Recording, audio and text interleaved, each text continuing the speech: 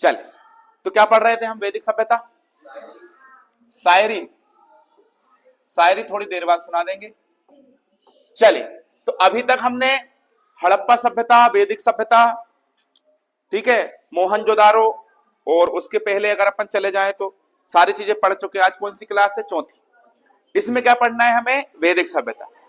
जैसे ही सिंधु सभ्यता का पतन होता है, सिंधु सभ्यता या हड़प्पा सभ्यता, तो जैसे ही सिंधु सभ्यता या हड़प्पा सभ्यता का पतन होता है, उसके पश्चात कुछ समय के बाद भारत में आगमन होता है वैदिक सभ्यता का। अब वैदिक सभ्यता क्या है? सभ्यता का मतलब क्या होता है? समाज। अब अपन थोड़ा स्लो पढ़ेंगे, आपको समझ में नहीं आ रहा है जल्दबाजी में। तो सभ्यता का मतलब होता है समाज या लोग, समाज या लोग। भारत के बारे में अगर अपन बात करें तो भारत, ये हमारा इंडिया है, यह हमारा भारत है, और ये जो भारत है हमारा, उस समय तत्कालीन जो वर्तमान में जो पाकिस्तान है वो भारत का ही हिस्सा हुआ करता था। अरे हाँ है ना? ये पाकिस्तान, ये भारत, और इस हिस्से में कौन लगता है भैया? अफगानिस्तान। और इसके इधर जाएंगे तो कौन पड़ता है? ईरान। और इसके इधर को जाएंगे तो इराक पड़ता है, ठीक है। इसके ऊपर जाएंगे तो कजाकिस्तान, किर्गिस्तान, तुर्कमेनिस्तान। तो यूएसएसआर मतलब जो सोवियत संघ था, उसमें ये हिस्से हुआ करते थे। वर्तमान में जो कजाकिस्तान है, दुनिया का सबसे बड़ा स्थलरुद्ध देश, मतलब जिसकी जलीय सीमा नहीं है, वो कजाकिस्तान। तो ये कजाकिस्तान भी उस समय इसका हिस्सा था रूस का। अब इस हिस्से से कुछ लोग चारागाह की खोज में आए, चारागाह की खोज में आए। तो कहां कहां आए वो देखिए। ये लोग आए, इराक से आए, कहां पर? पाकिस्तान। पाकिस्तान के बाद इसी हिस्से से आए कहां? अफगानिस्तान। और इराक के भी ऊपर जो हिस्सा पड़ता है आपका, जिसे हम मध्य एशिया कहते हैं, बताया ना, कजाकिस्तान, किर्गिस्तान। तो आपको केवल इतना ध्यान रखना है, सब सारी चीजें भूलना है कि भाई मध्य एशिया से, मध्य एशिया मतलब वही कजाकिस्तान, किर्गिस्तान, तुर्कमेनिस्तान, उज्बेकिस्तान, जो रूस का हिस्सा हुआ करते थे पहले। तो यहां से कुछ लोग चारागाह की खोज में आए, गाय चराने के लिए। अब भाई गाय चराते चराते चराते चराते वो लोग कहां आ गए? भारत की तरफ बढ़ने लगे। अब जैसे ही भारत की तरफ बढ़े तो भारत में एक बहुत बड़ी नदी, जल्दी नाम बता दो, सिंधु नदी। कौन सी नदी? सिंधु नदी। अब ये सिंधु नदी के नजदीक जैसे ही आते हैं ये लोग अपनी गाय वाय को लेकर, तो इनको बहुत ज्यादा हरियाली मिलती है, चारा मिलता है, गाय चारा खाती है, और बहुत अच्छा, मतलब समझ रहे हो, ये पहाड़ भी है, नदियां भी है, बहुत अच्छा लगता है। तो ये यहां पर रुक गए। जब ये यहां पर रुके तो इनकी जनसंख्या धीरे धीरे धीरे धीरे करके बढ़ने लगी और एक सभ्यता विकसित हुई। सभ्यता किसे कहते हैं? हमने आदि मानव वाला, पाषाण काल वाला युग पढ़ा, उसको हमने पाषाण सभ्यता क्यों नहीं बोला? कारण ये था कि वो लोग अशिक्षित थे। तो अशिक्षित और शिक्षित में फर्क यही होता है, जो शिक्षित होते हैं उसकी एक सभ्यता होती है।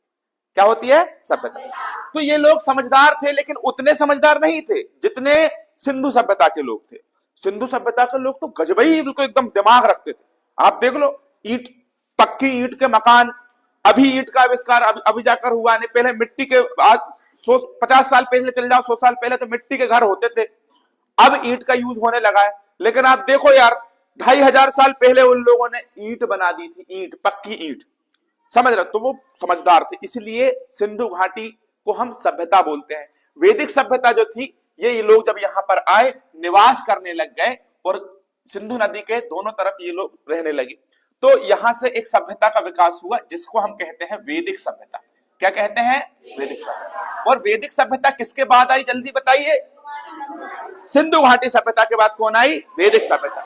अब इसको आपको पढ़ना है, बिल्कुल ध्यान से समझना है, सारी चीजें पढ़ना है, पीडीएफ मिल रही है आपको, है ना?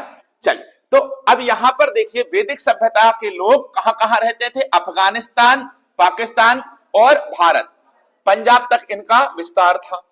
अब यहां पर इस हिस्से में भी ये लोग रहते थे, जहां पर हड़प्पा सभ्यता थी, उसी हिस्से में, लगभग उसी इलाके में वैदिक सभ्यता। तो चालू करें वैदिक सभ्यता। चलिए, बहुत बढ़िया। अब यहां पर हम लिखेंगे वैदिक सभ्यता। भाई देखिए, वैदिक सभ्यता के कितने भाग हैं भाई? दो। कितने भाग हैं? दो। एक समय है जिसे हम कहते हैं ऋग्वैदिक काल। कौन सा काल मेरे भाई? ऋग्वैदिक काल। और दूसरा कौन सा? उत्तर वैदिक काल। कौन सा? उत्तर वैदिक। उत्तर वैदिक। तो ऋग्वैदिक काल और उत्तर वैदिक काल कितने भाग हैं? दो। किसके? वैदिक सभ्यता के। अब एक और बात ध्यान से सुनिए कि इसका जो समय है ये कब से कब तक चला, 1500 बीसी से 1500 बीसी से 600 बीसी, 1500 बीसी से 600 बीसी का मतलब होता है ईसा पूर्व, ईसा पूर्व 1500 ईसा पूर्व से 600 ईसा पूर्व तक ये चले। समझ में आ रही है बात? एक और बार बताऊं, वैदिक सभ्यता कितने भाग हैं? दो, एक ऋग्वेदिक काल और एक उत्तर वैदिक काल। कब से कब तक चले ये? 1500 से 600। अब एक और बात ध्यान से सुनिए, 1500 से 1000 तक, 1500 से 1000 बीसी तक कौन चला मेरे भाई? ऋग्वेदिक काल। और बेटा 1000 बीसी से कहां तक? 600 बीसी, 600 बीसी तक कौन चला? उत्तर वैदिक, है ना? चले अब आगे चले। वैदिक सभ्यता के जो लोग थे इनके बारे में मैक्स मूलर का नाम आपने सुना होगा। मैक्स मूलर ने यह बोला कि ये लोग कहां से आए हैं? मध्य एशिया। मैक्स मूलर ने क्या कहा कि ये कहां से आए हैं? मध्य एशिया से। कहां से आए हैं? मध्य एशिया। देखिए, हो सकता है कि आपको ऐसा लगे कि हम बहुत ज्यादा डीप पढ़ रहे हैं, लेकिन गारंटी है मेरी और पूरे यूट्यूब के इतिहास की जो लोग ऑनलाइन वगैरह भी देख रहे हैं, जरूरत ही नहीं है। आप वनडे का कोई भी रेलवे एग्जाम ले लो, एसएससी ले लो, व्यापम का कोई भी एग्जाम ले लो, पीएससी का प्रीलिम्स उठा लो, मेंस के लिए भी लेवल अच्छा है, क्वेश्चन बाहर नहीं हो सकता, ये मेरी गारंटी। कंटेंट बहुत जबरदस्त होगा, सबसे बेहतरीन कंटेंट होगा, चाहे यूट्यूब हो या चाहे ऑफलाइन क्लास। ठीक है, तो दिल लगाकर भले गहराई से पढ़ रहा है, लेकिन एक बार मस्त तरीके से याद कर लो, सारी चीजें याद भी करा दूंगा पूरी, है ना? तो मैक्स मूलर ने कहा कि ये लोग कहां से आए हैं? मध्य एशिया। कौन आए मध्य एशिया से? वैदिक सभ्यता वाले लोग। वैदिक सभ्यता के लोगों ने अपने आप को कहा आर्य। क्या कहा? आर्य। तो क्या पढ़ा हमने भाई? वैदिक सभ्यता के लोगों ने अपने आप को क्या कहा? आर्य का। वैदिक सभ्यता के लोगों ने अपने आप को क्या कहा? आर्य का। ये कहां से आए हैं भैया? इन्होंने कौन सी सभ्यता बसाई? वैदिक सभ्यता। इन्होंने कौन सी सभ्यता बसाई? वैदिक सभ्यता। कौन सी सभ्यता बसाई? अब इनके समय पर, वैदिक सभ्यता के समय पर, वैदिक सभ्यता के समय पर इन लोगों ने एक प्रशासनिक इकाई बनाई। जैसे देखो, मैं हूं, अगर मेरी शादी हो जाती तो मेरे बच्चे भी होते, हाँ कि नहीं? अरे होते कि नहीं?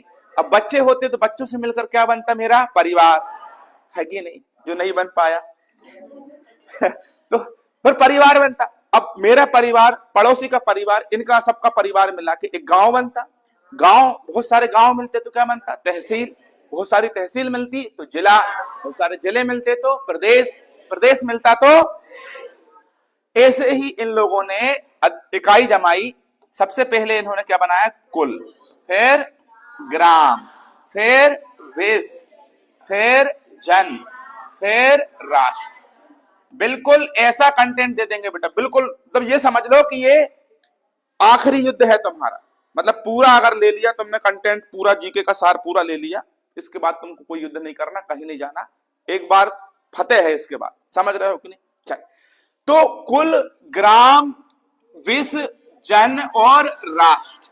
ठीक, कुल के बारे में कहें तो कुल का मुखिया कौन होता था?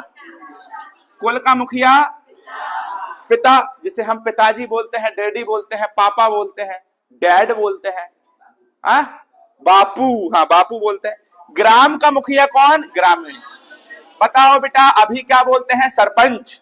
क्या बोलते हैं? सरपंच। उस समय में ग्राम के मुखिया को ग्रामीण ही बोलते हैं। जी जी, ऐसे हाथ टिक रहे हो अभी से, मतलब इतनी कम एज है, तो पारिया लगा लो लकड़ी, कैसे ऐसे बैठ जा रही हो टिक के। विश्व का मुखिया विश्वपति, विश्व का मुखिया विश्वपति। ठीक, जन का मुखिया राजन, जन का मुखिया राजन, राष्ट्र का मुखिया सम्राट। ठीक है, अच्छा भैया, ये ग्राम तो समझ में आ रहा, विश्व क्या है? विश्व तहसील है। क्या है? तहसील।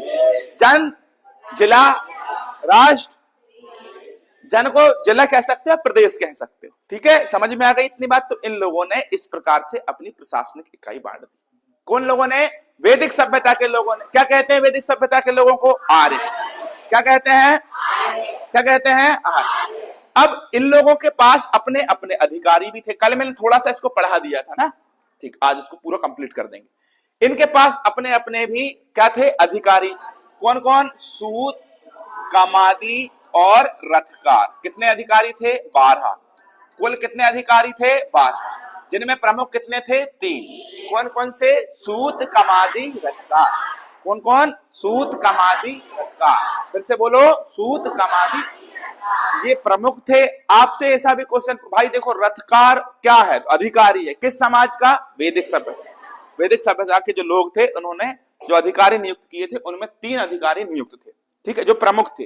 टोटल जो अधिकारी की संख्या थी वो कितनी थी? 12। इसमें प्रमुख कौन थे? अब कुछ खास अधिकारियों की बात करें। देखो, जो पुरूप है, पुरूप, क्या बोलेंगे? पुरूप। पुरूप का काम क्या होता था? पुरूप का काम होता था दुर्ग की रक्षा करने के लिए। काय की रक्षा? दुर्ग की रक्षा। तो दुर्ग की रक्षा करने वाले को क्या कहते हैं? पुरूप। तो हम इसे दुर्गपति भी कह सकते हैं। दुर्गपति किसे कहते हैं? पुरूप। दुर्गपति किसे कहते हैं? पुरूप। दुर्गपति किसे कहते हैं? दुर्गपति किसे कहते हैं? अब जो जनता के ऊपर नजर रखे उसे क्या कहते हैं? क्या कहते हैं? स्पर्श। क्या कहते हैं? स्पर्श। जो जनता की क्रियाओं पर नजर रखे उसे क्या कहते हैं? स्पर्श। जो जनता की क्रियाओं पर नजर रखे उसे स्पर्श। अच्छा, दुर्गपति को और जनता के ऊपर नजर रखने वाले को कुल अधिकारी कितने थे? कुल कितने थे? अच्छा, जो गाय की भूमि की रक्षा करे, वाजपति। जो गाय की भूमि की रक्षा करे, वाजपति। गाय मतलब गाय जहां चरती हैं, गाय जहां पर खाना खाती हैं, चरती हैं, ठीक है, चारे, चारागाह जो बोलते हैं, उसकी रक्षा कौन करेगा? वाजपति। एक अधिकारी और है जो अपराधी को दंड देता है। कौन है? उग्र। कौन है? उग्र। उग्र का काम क्या होता था? उग्र का काम क्या होता था?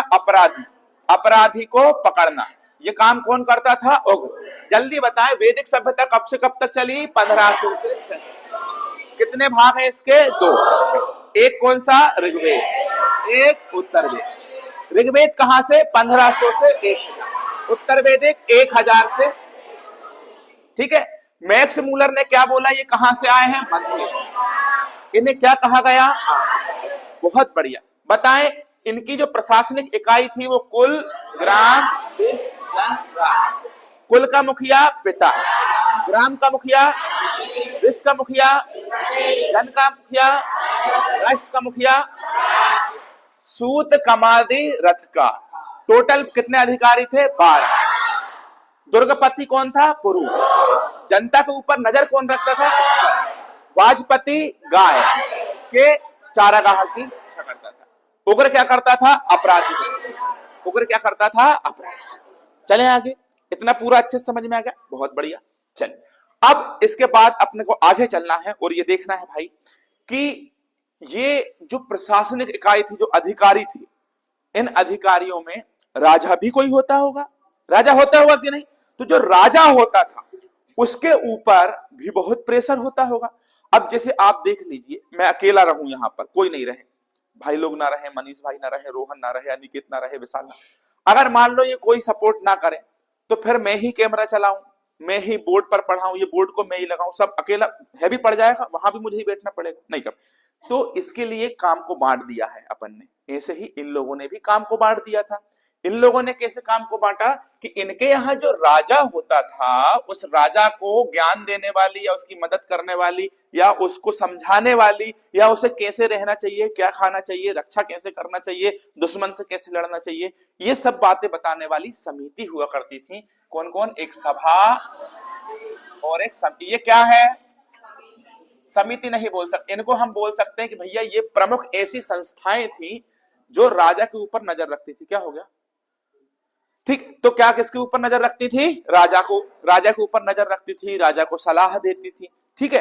अब जो लोगों की संस्था थी, जैसे भाई राजा है तो उसकी बहुत बड़ी प्रजा भी होगी, तो इतनी सारी जनता इसके ऊपर, समझ रहे हो कि नहीं, इसके ऊपर नजर कौन रख रहा है? राजा। राजा को सलाह कौन दे रहे हैं? सभा और समिति। लेकिन जो इतनी सारी जनता है वो आपस में जब इकट्ठी होती थी तो उसे क्या कहा जाते थे? सभ्रांत। क्या कहा जाता था? सभ्रांत। तो सभ्रांत पूछ ले कि भाई वैदिक सभ्यता में सभ्रांत का अर्थ क्या था, तो उसका मतलब था कि भाई जनता की एक विशेष टोली, क्या बोलोगे, या जनता की संस्था, जनता की संस्था या जनता की टीम, ठीक, कौन थी? सभ्रांत। और जनता की संस्था का जो मुखिया था वो कौन था? ईशान। कौन था मेरे भाई? ईशान। बहुत बढ़िया, आराम से समझो कि राजा को सलाह देने वाली कितनी? दो, एक सभा और एक समिति। सभ्रांत कौन है? जनता। जनता को क्या कहा? सभ्रांत। ठीक है। अब जनता की संस्था का अध्यक्ष कौन होता था? ईशान। अच्छा, जब युद्ध होता था तो वर्तमान में हम युद्ध को युद्ध बोलते हैं, रण बोलते हैं, लड़ाई बोलते हैं, जंग बोलते हैं, लेकिन उस समय युद्ध को बोलते थे गविष्ट। क्या बोलते थे? गविष्ट। उस समय हम युद्ध को क्या बोलते थे? गविष्ट। क्या बोलते थे? गविष्ट। गविष्ट का अर्थ यह होता है कि भाई गाय के लिए लड़ा गया युद्ध। किसके लिए लड़ा गया युद्ध? गाय के लिए। अब एक बहुत भयानक